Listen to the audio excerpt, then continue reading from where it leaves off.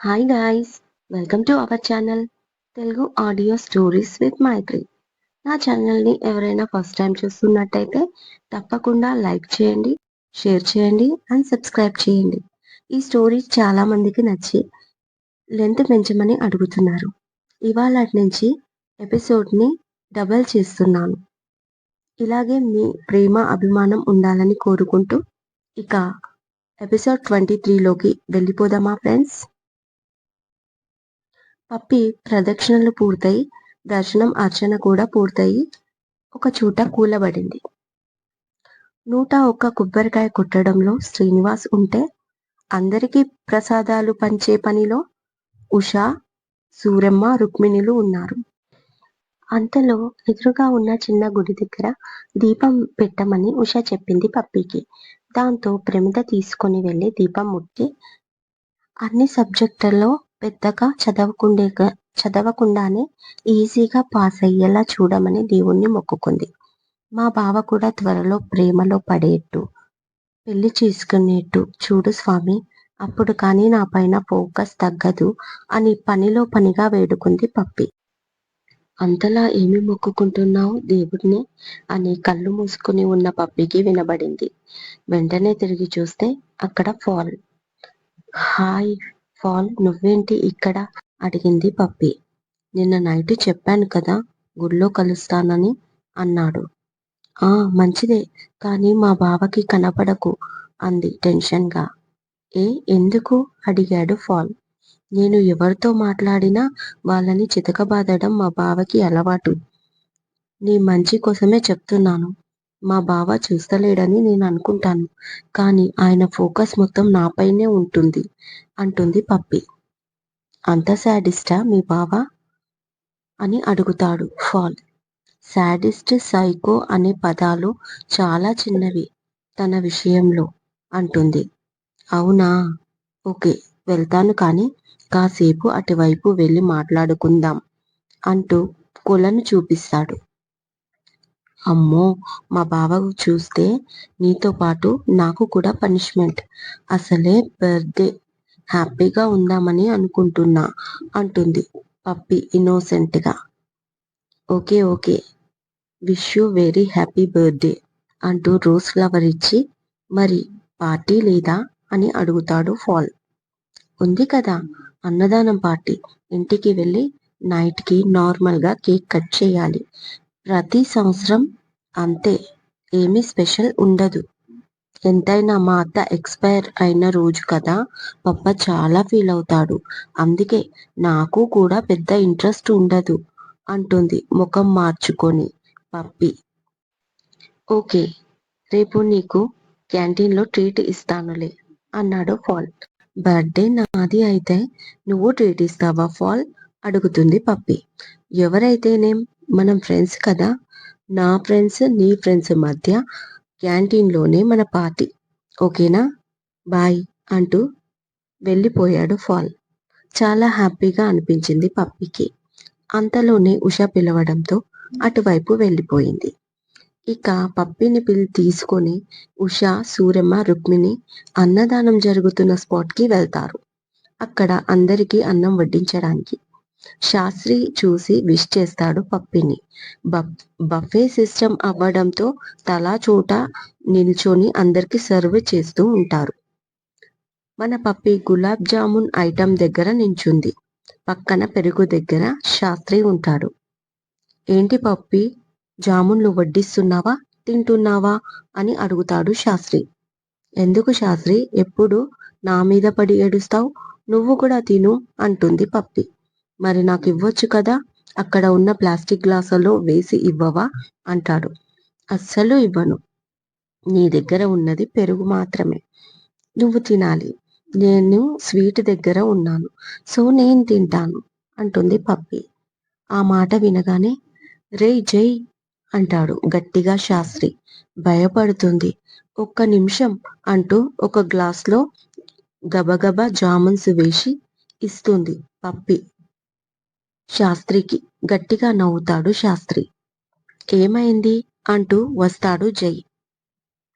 ఏం లేదు జై, రైస్ సరిపోతుందా అడుగుదామని పిలిచాను అంటాడు పప్పి వంక చూస్తూ శాస్త్రి. ఆల్రెడీ ఇంకొక దీక్ష వస్తుంది రెస్టారెంట్ నుంచి. ఏమీ ప్రాబ్లం లేదు. ఎంతమంది వచ్చినా సప్లై చేయండి అని పప్పిని చూసి, నువ్వు ఇక్కడ ఏం చేస్తున్నావు అని అడిగాడు సీరియస్ గా జై. మమ్మీ సర్వ్ చేయమని పిలిచింది బావా అంటుంది. చేసింది చాలు, అక్కడున్న మండపంలో వెళ్ళి కూర్చో అంటాడు. అక్కడ చాలా మంది లేడీస్ కూర్చొని ఉన్నారు. పైగా అక్కడ ఫ్యాన్స్ కూడా ఉన్నాయి. అమ్మయ్య అనుకుంటూ వెళ్ళిపోతుంది. ఒక పక్కకి వెళ్ళి పప్పి కూర్చుంటుంది. మీరేనా చేస్తున్నది అన్నదానం అడిగింది ఒక ఆమె. అవును ఆంటీ అని చెప్తుంది. కొంతమంది అక్కడికి ఫుడ్ తెచ్చుకొని తింటున్నారు. తన ఏజ్ ఆడపిల్లలు కూడా 5-6 మంది ఉన్నారు. అబ్బా అబ్బాయి ఏమున్నాడే అతను అంటుంది ఒక అమ్మాయి. నిజమే, చాలా హ్యాండ్సమ్ గా ఉన్నాడు. మన కాలేజీలో ఒక్కడు లేడు ఇంత హ్యాండ్సమ్ గా అంటుంది మరొక అమ్మాయి. నాకు మాత్రం మినీ ప్రభాస్ లా కనిపిస్తున్నాడు. నేనేమో దేవసేన అంటుంది ఇంకో అమ్మాయి. దేవసేన ముసలి క్యారెక్టర్, నీకు బాగా సూట్ అవుతుంది.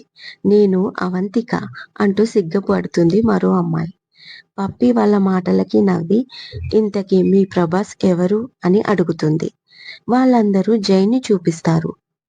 మా బావా అని ఆశ్చర్యపోతుంది పప్పి.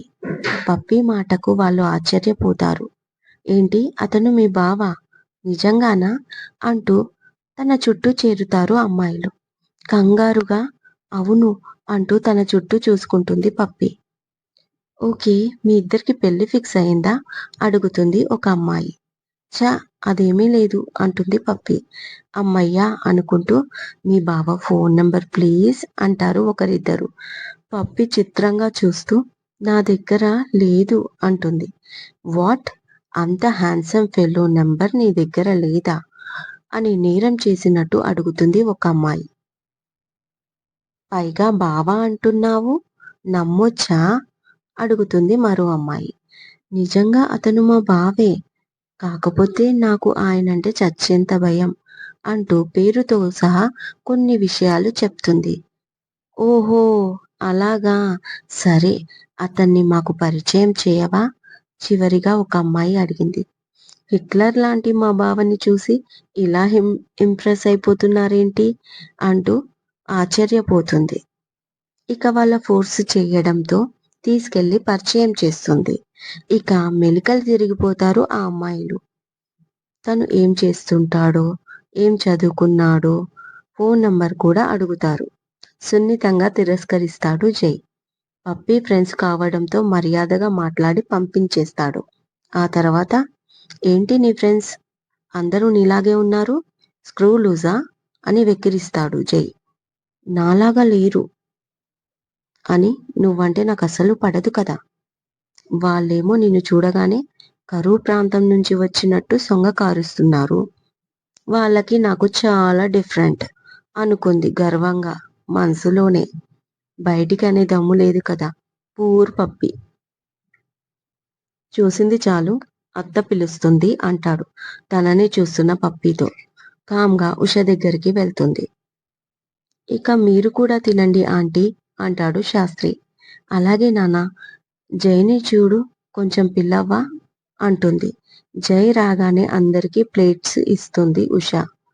పప్పి ప్లేట్ తీసుకోగానే నువ్వు డ్రెస్ పాడు చేసుకుంటావు బంగారం, నేను తినిపిస్తాను అంటూ ప్లేట్ తీసుకొని శ్రీనివాస్ పప్పికి తినిపిస్తాడు. అది చూసి తింటున్న జై నవ్వుకుంటూ కళ్ళతోనే ఉషకి చూపిస్తాడు. ఉష నవ్వుతూ జై దగ్గరికి వెళ్ళి తన ప్లేట్ నుంచి ఒక ముద్ద తీసి జై నోటికి అందిస్తుంది. అది చూసి శ్రీనివాస్ హ్యాపీ ఫీల్ అవుతాడు. కానీ పప్పి, చూడు పప్ప, ఇవాళ బర్త్డే నాది, ప్రేమ మాత్రం అక్కడ చూపిస్తుంది అని కుళ్ళుకుంటుంది. జై అంటే పడని సూరమ్మ కూడా మూతి 30 వంకర్లు తిప్పుకుంటుంది. నెక్స్ట్ డే పప్పి బర్త్డే పని క్యాంటీన్ లో ఇద్దరి ఫ్రెండ్స్ మధ్య గ్రాండ్ గా సెలబ్రేషన్ చేశాడు ఫాల్. ఆ సెలబ్రేషన్ కోసం ఒక సెక్షన్ ని బుక్ చేసుకుంటాడు క్యాంటీన్ లో. డెకరేషన్ నుంచి కేక్ వరకు అన్ని గా అందంగా ఉంటాయి. చాలా ఇంప్రెస్ అండ్ హ్యాపీ అయిపోతుంది పప్పి. డెకరేషన్ చాలా బాగుంది, ఇదంతా ఎవరు చేశారు అని అడుగుతారు తన ఫ్రెండ్స్ ని. Common friends. పాల్ పేరు చెప్పడంతో ఇద్దరి మధ్య సంథింగ్ సంథింగ్ అంటూ వాళ్ళు నవ్వుతారు. అది విననట్టే ఊరుకుంటుంది పప్పి. వాళ్ళే కాదు, కాలేజీలో అంతా స్ప్రెడ్ అయిపోయింది ఈ ఇద్దరి మధ్య ఏదో ఉందని. సెలబ్రేషన్స్ కంప్లీట్ అయ్యాక ఫాల్తో ఇదే మాట అంటుంది పప్పి. అదేం లేదు పూర్వి, నువ్వు నాకు మంచి ఫ్రెండ్ మాత్రమే. నా ఫ్రెండ్ అందట్లో నువ్వు స్పెషల్. అది ఎందుకో నాకు తెలీదు. బట్ ఒకటి, నువ్వు నాకు చాలా ఇష్టం. అందులో వాళ్ళు ఏమనుకుంటే మనకెందుకు? స్వచ్ఛమైన స్నేహం అని కూడా మనం అనుకోవచ్చు కదా అంటాడు ఫాల్. థ్యాంక్స్. నాకు కూడా చాలా భయం వేసింది వాళ్ళు అలా అనుకుంటుంటే అంటుంది భయపడుతూ పప్పి.